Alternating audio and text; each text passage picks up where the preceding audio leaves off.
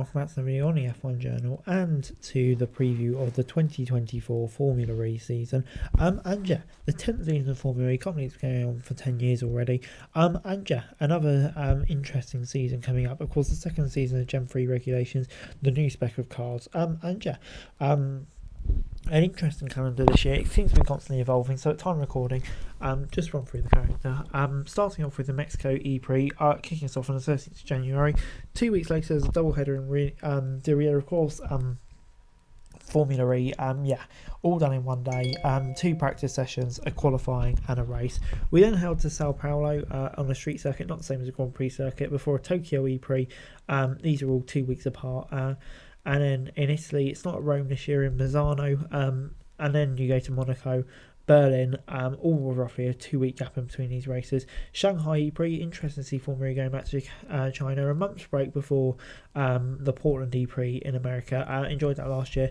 Another double header, and yeah, a double header finish us off at London, which will be really good. Enjoyed that. There's no Cape Town, Jakarta or Rome E-Prix coming off this year, and instead we've got the Tokyo, Shanghai E-Prix joining in, with Misano replacing Rome.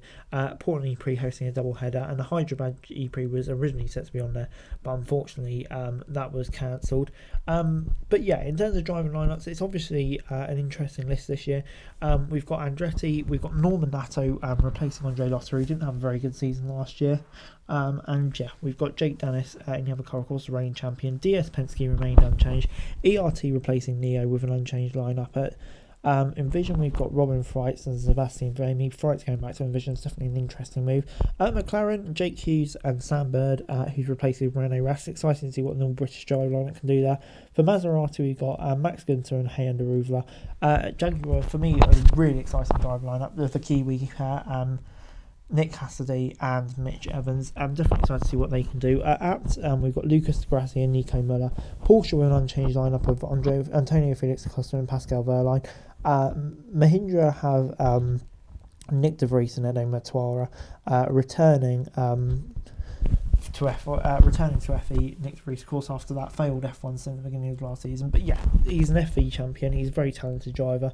We know he can do. So yeah, I'm really excited to see Nick back, and hopefully he can kind of get his mojo back. And at Nissan, finally, we got Ollie Rowland and Sasha Fenestraz.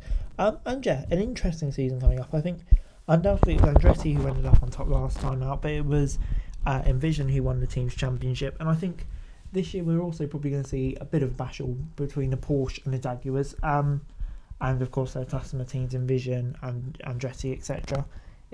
So yeah, that will definitely be an interesting little battle.